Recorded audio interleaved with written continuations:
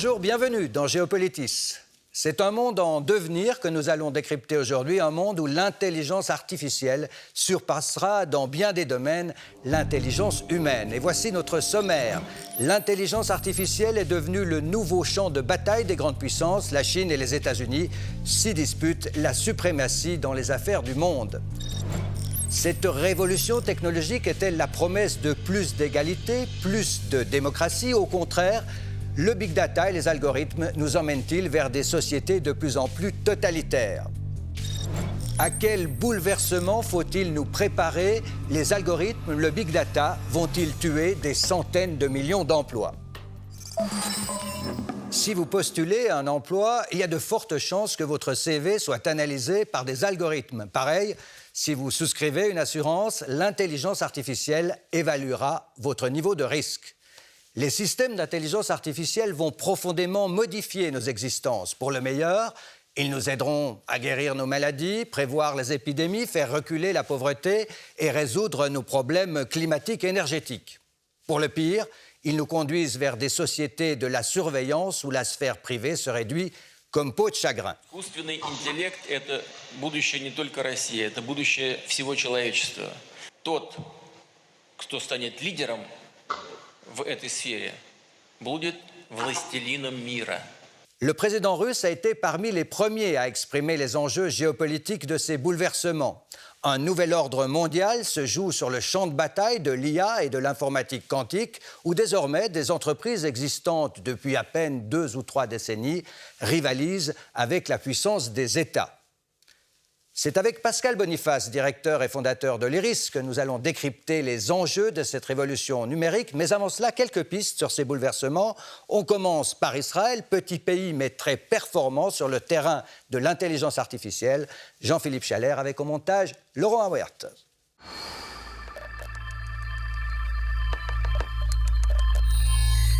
Un visage figé pour l'éternité, celui d'Abraham Lincoln. Figé, pas vraiment, regardez plutôt. Ce sourire énigmatique du grand président américain est passé par la moulinette de l'IA, l'intelligence artificielle. Et voici le trucage. C'est une vidéo d'un acteur qui sert de support à l'animation. Engouement énorme pour le site israélien Deep Nostalgia qui redonne vie aux photos anciennes. Le procédé vient d'une technologie mise au point par les services secrets israéliens. Des services également au cœur de la stratégie anti-Covid. Géolocalisation, vidéosurveillance ou encore relevé de cartes bancaires. Au nom de la lutte antiterroriste, le Shin Bet a accès aux données personnelles, très utiles pour rompre les chaînes de contamination dans un pays souvent désigné comme Startup Nation. Les entrepreneurs travaillaient déjà avec des universitaires, le gouvernement et des professionnels de la santé. Donc il a été possible de maîtriser la technologie de base, très souvent basée sur l'intelligence artificielle et de l'adapter afin de relever le défi de la crise du coronavirus. Mais au pays champion du monde de la vaccination, l'intelligence artificielle au service de la lutte anti-Covid n'est pas une totale réussite, en raison du faible engouement pour l'application de traçage.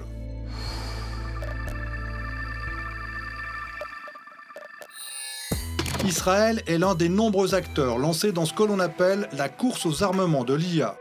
Sur cette carte, on voit que les États-Unis dominent encore largement la recherche et développement avec la Silicon Valley qui attire les meilleurs ingénieurs du monde entier.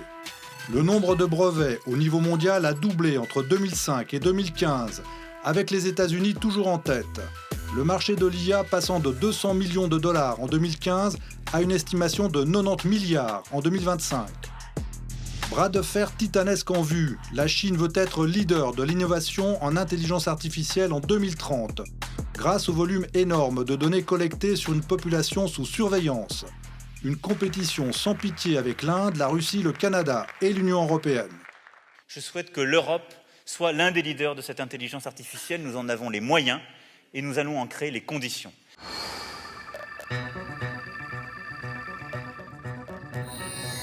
Et si les robots finissaient par prendre le pouvoir?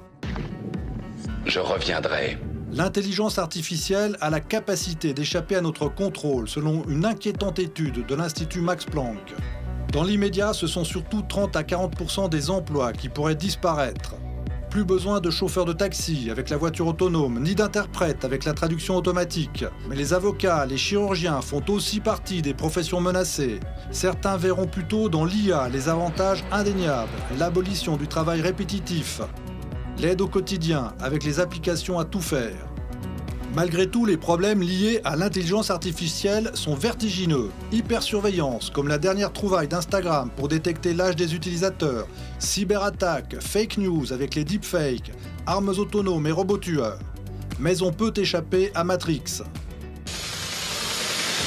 Bienvenue dans le monde réel. Il faut simplement en revenir au grand écrivain Monterland, l'avenir est dans les volontés, non dans les prophéties. Bonjour Pascal Boniface. Bonjour Marcel Mion. Vous dirigez à Paris l'Institut des relations internationales et stratégiques et ce n'est pas un hasard si vous êtes là, vous venez de publier Géopolitique de l'intelligence artificielle. Si on commence par l'emploi, est-ce qu'on ne s'inquiète pas un peu trop parce que quand sont arrivées la machine à vapeur ou les locomotives à vapeur, il y a aussi des gens qui étaient terrorisés? Oui, effectivement, à chaque fois qu'il y a eu un progrès technique ou technologique, les hommes ont eu peur que tout change et qu'ils ne retrouvent pas le confort ou les métiers qu'ils avaient auparavant. La différence avec l'intelligence artificielle, c'est la rapidité et l'ampleur des nouveautés. Parce que tous les secteurs du travail peuvent être concernés, aussi bien les journalistes que les avocats, que les médecins, que les interprètes ou les chauffeurs de taxi. Donc c'est à peu près presque tous les métiers qui pourraient être concernés, et ceci dans un temps extrêmement rapide. Donc il ne faut peut-être pas être alarmiste, mais en tous les cas, il faut être vigilant. Mais vous ne pensez pas, comme Karl Marx, que l'automatisation de la production pourrait aboutir à la libération du prolétariat ? Alors effectivement, et on pourrait dire que tout ceci va créer une corne d'abondance et que les forces productives, pour reprendre un vocabulaire marxiste, vont permettre à chacun de pouvoir avoir ses besoins satisfaits. Sauf que l'on voit très bien que les gens du numérique ne sont pas tellement partageurs et que ni M. Elon Musk ni M. Bezos, pour l'instant, n'ont montré des signes de volonté de partager les richesses. On assiste plutôt à un accroissement des inégalités et c'est en ce sens-là qu'il faut être vigilant parce que aussi bien l'intelligence artificielle pourrait déboucher sur une société harmonieuse où les biens seraient à disposition de tous, mais également une société où il y aurait beaucoup de chômeurs et quelques fortunes, quelques personnes qui auraient acquis une fortune et qui voudraient se protéger de l'ensemble de cette masse de gens qui seraient devenus à leurs yeux inutiles. Dans votre livre, vous donnez l'exemple de Blue Frontiers, ce projet pour hyper riches, et puis vous donnez aussi des exemples dans le domaine de la santé, en termes d'inégalité. Oui, effectivement, si les progrès pourraient être réservés à quelques-uns qui cherchent la vie éternelle, c'est le rêve pour certains de transhumanisme, et puis d'autres dans la mesure où on n'aurait pas besoin d'eux. Lorsque Bismarck invente la sécurité sociale, c'est pour fournir à l'industrie allemande des ouvriers en bonne santé et des militaires en bonne santé. Si on n'a plus besoin de cette masse de personnes, qui ira s'en occuper? Et puis il y a ces rêves un petit peu utopiques, mais il faut faire attention à ce qu'ils ne soient pas réalisés, où quelques grandes fortunes s'isoleraient dans des îles artificielles et échapperaient à la fois au partage, à l'impôt, et vivraient dans une société coupée du reste du monde où ils garderaient pour eux-mêmes les avantages de l'intelligence artificielle. Et puis on assiste aussi autour de l'intelligence artificielle en Chine à l'émergence d'un gigantesque complexe militaro-industriel, militaro-numérique, avec comme objectif aussi de contrôler les citoyens chinois, de contrôler la société. Effectivement, il y a un contrôle social qui se met en place en Chine et on peut dire que l'intelligence artificielle donne à certains dirigeants des pouvoirs et des droits que George Orwell n'aurait pas imaginé possible lorsqu'il a écrit son roman 1984. Donc tous ces exemples montrent qu'il faut une régulation, c'est qu'il ne faut pas laisser l'intelligence artificielle se développer sans contrôle parce qu'elle peut donner le meilleur et le pire. Elle peut nous permettre de nous retrouver facilement, de communiquer plus facilement, de pouvoir échanger, de pouvoir avoir accès à l'information, mais aussi elle pourrait être le moyen d'une société réellement totalitaire. C'est pour cela qu'il faut vraiment faire très attention et qu'il faut que l'on garde le pouvoir de décision par rapport à ces progrès technologiques. Est-ce que ce contrôle politique, Pascal Boniface, passe par exemple en Occident par le démembrement de ces géants du numérique et par la suppression de leur impunité fiscale, par exemple ? Alors, l'évasion fiscale doit être combattue et les géants du numérique en sont les champions. Ce sont les médailles d'or de l'évasion fiscale parce ils payent à prix d'or des gens très compétents qui trouvent toutes les ficelles pour échapper à l'impôt et donc pour échapper finalement à l'effort commun pour l'ensemble des autres activités. Et puis, effectivement, ce qu'il faut craindre, c'est le monopole. Et si l'un d'entre eux commence à avoir un monopole, et on parle de Google, par exemple, pour les moteurs de recherche, eh bien, cela pourrait effectivement priver finalement, d'une part, la compétition, ça pourrait priver d'un accès à l'information et le monopole dans ce domaine comme dans d'autres peut être dangereux. Et d'ailleurs, on s'aperçoit que, y compris aux États-Unis où sont nés ces grands géants numériques, eh bien, il commence à y avoir des projets de démantèlement pour ne pas donner lieu à la constitution de monopoles qui seraient contraires à la fois à l'innovation et aux libertés. On le voit aussi en Chine, hein, où le pouvoir ne laisse pas la bride ouverte à ces grands monopoles. On a vu l'exemple d'Alibaba et de Jack Ma mis à l'écart pendant quelques semaines. C'est très frappant, effectivement. Dans un premier temps, le régime chinois a laissé les entreprises numériques se développer parce qu'il y avait intérêt et que ceci servait la puissance du pays et du régime. Et puis, ils ont eu peur que certains géants numériques prennent trop d'importance. Du temps de Mao Tse-tung, il y avait un slogan qui était « Le parti commande au fusil ». Et là, Xi Jinping a rappelé à Jack Ma, le patron d'Alibaba, que c'est toujours le parti qui commandait et qu'il ne fallait pas qu'une entreprise privée et que son propriétaire prennent trop d'importance et viennent empiéter sur les plates-bandes du politique et du régalien. Alors on va aborder la question de la Chine et de son duel avec les États-Unis, mais tout d'abord, ce sujet de Juliette Galeazzi, c'est comment la Chine utilise et teste ces technologies numériques, ces algorithmes sur le continent africain. On se retrouve juste après. Ambiance de fête devant le nouveau siège de l'Union africaine à Addis Abeba, en Éthiopie. Les chefs d'État africains se bousculent pour inaugurer l'édifice, un géant de verre et d'acier offert par la Chine pour 200 millions de dollars. Ce gigantesque complexe en dit long sur notre amitié envers les peuples africains et porte témoignage de notre entière détermination à aider l'Afrique dans son développement. Une amitié célébrée, mais une amitié ambiguë. Par la suite, on découvrira que le bâtiment chinois était truffé de micros et de systèmes de surveillance. Selon des révélations du Monde, les contenus ainsi captés étaient directement transférés sur des serveurs à Shanghai. L'exemple illustre à lui seul l'intérêt de la Chine pour le continent. À ce jour, des milliards ont déjà été dépensés pour bâtir des routes et des ports, des barrages et des chemins de fer, et c'est loin d'être fini. Car l'Afrique fait partie intégrante des routes de la soie, ce chantier titanesque qui entend relier Pékin au reste du monde, notamment grâce à des milliers de kilomètres de câbles sous-marins de liaison Internet, dont 6000 entre la Chine et l'Afrique via le Pakistan. De quoi faciliter dès la fin 2021 les échanges d'informations avec Djibouti, la Somalie, le Kenya et à plus long terme l'Afrique du Sud. Plus encore que les Américains Google ou Facebook, Huawei est impliqué dans plusieurs chantiers visant à combler le fossé numérique du continent africain. Un data center au Cameroun, la 5G en Afrique du Sud et de la vidéosurveillance au Kenya, comme dans 12 autres pays africains. Parmi eux, le Maroc, le Nigeria, l'Ouganda ou encore le Zimbabwe. Au Zimbabwe, le recours à l'intelligence artificielle a même franchi un pas de plus. En 2018, le pays a cédé toutes les données biométriques de ses citoyens à une start-up chinoise, CloudWalk, en échange d'un accès illimité à son système de reconnaissance faciale. Une façon pour le gouvernement de traquer des individus et pour la Chine d'élargir sa capacité à reconnaître des visages du monde entier. Cette intelligence artificielle, c'est le nouveau champ de bataille entre les grandes puissances, avec un duel formidable entre la Chine et les États-Unis. Mais quelle est au fond la différence avec l'époque de la guerre froide entre l'URSS et les États-Unis ? Alors c'est très différent dans la mesure où la Chine économiquement est beaucoup plus importante que n'était l'Union soviétique. Au meilleur de sa forme, l'URSS n'a représenté que 40% du PIB américain. La Chine est déjà à 70% et elle continue de grignoter sur les États-Unis. Et puis surtout, l'URSS était en retard technologiquement. C'est pour cela qu'elle a implosé. Alors que la Chine, eh bien, sur le domaine de la haute technologie, est en train de concurrencer, peut-être même de dépasser les États-Unis.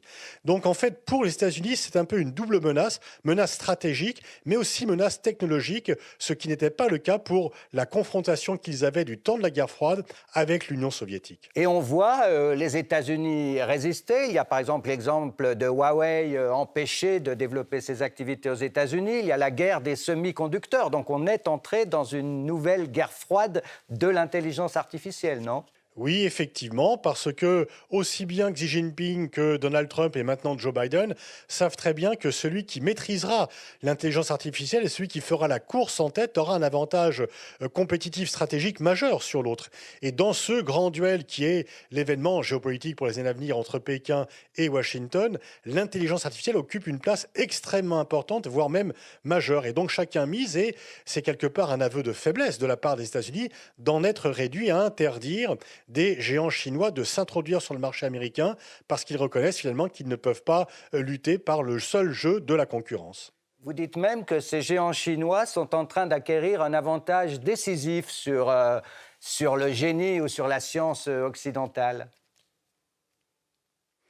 Oui, parce qu'ils forment beaucoup plus d'ingénieurs en Chine qu'aux États-Unis, qu'il y a, de par la population, une masse de données beaucoup plus importante et que, par ailleurs, les citoyens chinois sont beaucoup plus disposés, volontairement ou non, de laisser accès libre à leurs données que ne le sont les citoyens américains. Donc, effectivement, alors que la Chine était très en retard, il y a eu un choc en Chine lorsqu'une machine de Google a battu le champion du monde du jeu de Go chinois. Mais ceci a créé un électrochoc en Chine. On a parlé d'un moment Spoutnik. Et depuis, la Chine a très largement rattrapé son retard, voire même peut-être fait déjà la course en avant.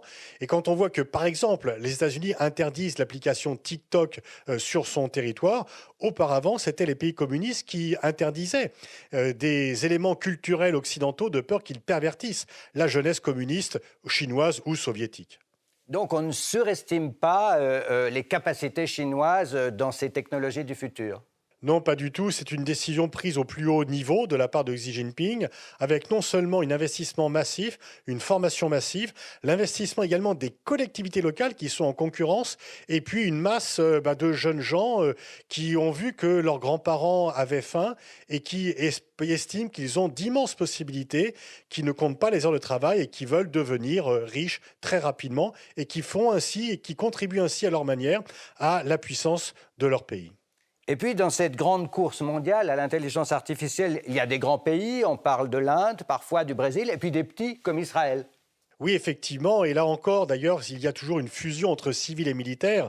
Aussi bien en Chine qu'aux États-Unis, on parle souvent de petits génies qui auraient bricolé Apple dans leur garage. Ils ont quand même bien aidé par le Pentagone, également en Chine et en Israël. Effectivement, l'intelligence artificielle en Israël, qui est très développée, effectivement, est une prolongation des services militaires israéliens qui ont toujours été dans l'observation, dans la saisie des données, dans la saisie de l'information extrêmement en avance. Donc, quelque part, ce sont des retombées civiles d'applications militaires.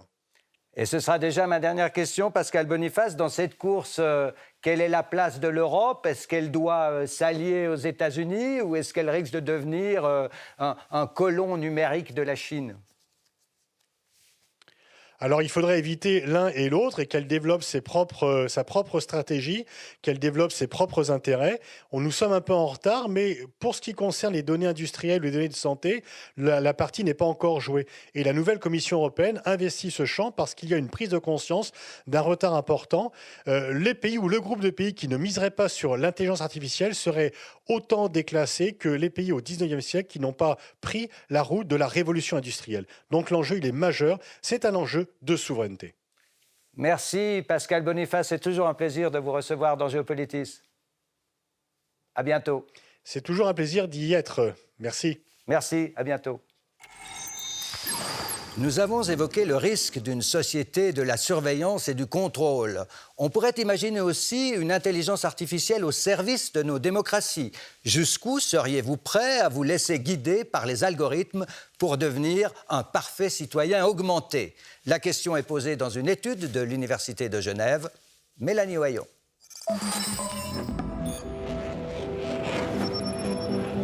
Les Suisses ont dit oui le 27 septembre dernier à l'achat de nouveaux avions de combat pour l'armée.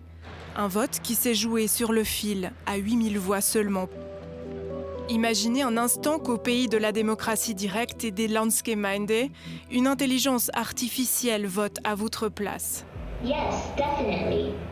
Cette question, très controversée et récemment formulée par un professeur du MIT, est prise comme idée d'étude par une équipe de l'Université de Genève. Il a fait une proposition un peu extrême et il a dit mais peut-être qu'on pourrait envisager la création de clones d'intelligence artificielle qui pourraient voter à notre place. Et donc, qu'en pensez-vous ? On a déjà des intelligences artificielles qui sont aujourd'hui utilisées pour modéliser la réalité. Mais dans quelques années, on pourrait également imaginer d'avoir cette même modélisation, c'est-à-dire une représentation artificielle d'un ensemble pour notre manière de penser.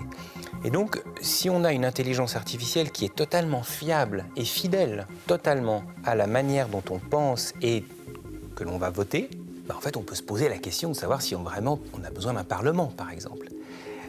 Parce que typiquement, on pourrait toutes et tous avoir un clone qui nous représente en permanence auprès du gouvernement. Et donc, l'État pourrait savoir tout le temps, 24 heures sur 24, ce que la population pense.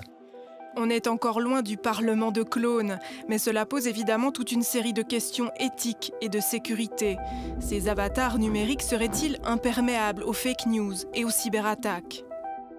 Même sans aller aussi loin, par exemple sur une attaque de ces clones, on peut revenir déjà plus au présent avec la question de la discrimination et des biais qui sont dans le code de ces programmes d'intelligence artificielle. Puisque les programmes d'intelligence artificielle sont basés sur des algorithmes, ces algorithmes sont écrits par des personnes. Ces personnes sont souvent des hommes, blancs, dans les pays développés. Alors jusqu'où seriez-vous prêt à aller pour entrer dans une ère de démocratie augmentée ? Vous faire simplement conseiller par une application ou carrément confier votre voix à votre propre clone numérique ? Cette étude de l'Université de Genève vise à sonder les Suisses. Ils pourront se prononcer sur ce site dès le 1er avril. Le nom d'Alan Turing vous dit-il quelque chose? Ce brillant mathématicien britannique a été, dès la fin des années 40, le premier à explorer cette idée de machines capables de produire leur propre intelligence. Mélanie Oyon nous rappelle son destin absolument extraordinaire et c'est notre rubrique ce jour-là.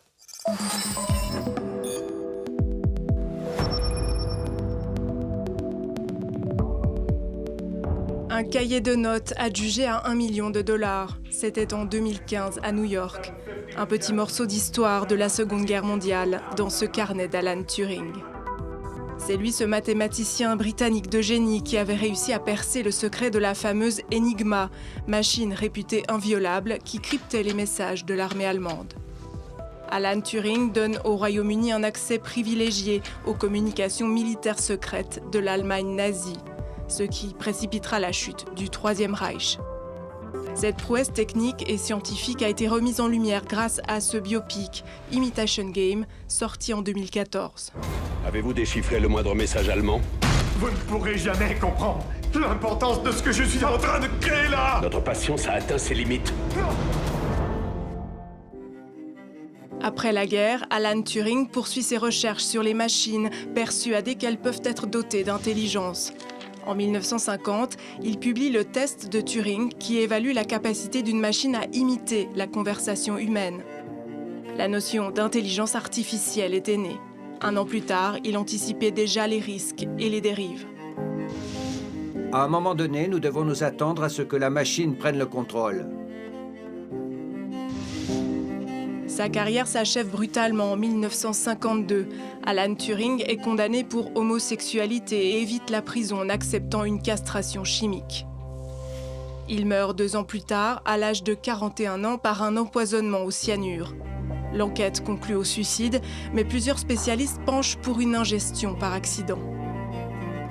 Ce n'est qu'en 2013 qu'Alan Turing est reconnu héros de guerre et gracié à titre posthume par Élisabeth II elle-même. Sur les nouveaux billets de 50 livres qui seront bientôt mis en circulation, c'est d'ailleurs le visage d'Alan Turing qui remplacera le portrait de la reine.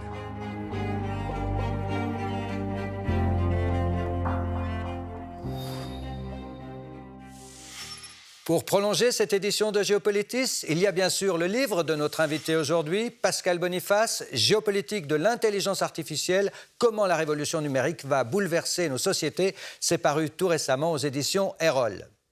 À réécouter l'émission Culture Monde sur France Culture, les nouveaux champs de bataille de l'IA, avec ce qu'en disait le champion d'échecs Garry Kasparov en 1997 déjà, après avoir été battu par l'ordinateur Deep Blue. Que ça vous plaise ou non, les gens détestent l'entendre, nous vivons une cyberguerre froide.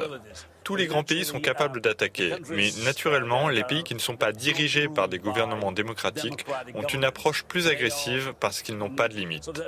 Nous pensons que respecter les règles est bénéfique. Eux pensent que violer les règles est avantageux.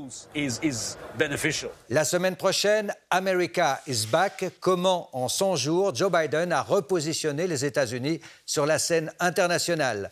C'est à 13h10, après le journal. Nous avons changé d'horaire sur RTS 1. Salutations à vous qui nous suivez sur les réseaux sociaux et partout ailleurs, grâce à notre partenaire TV5 Monde. Je vous souhaite une excellente semaine. À bientôt.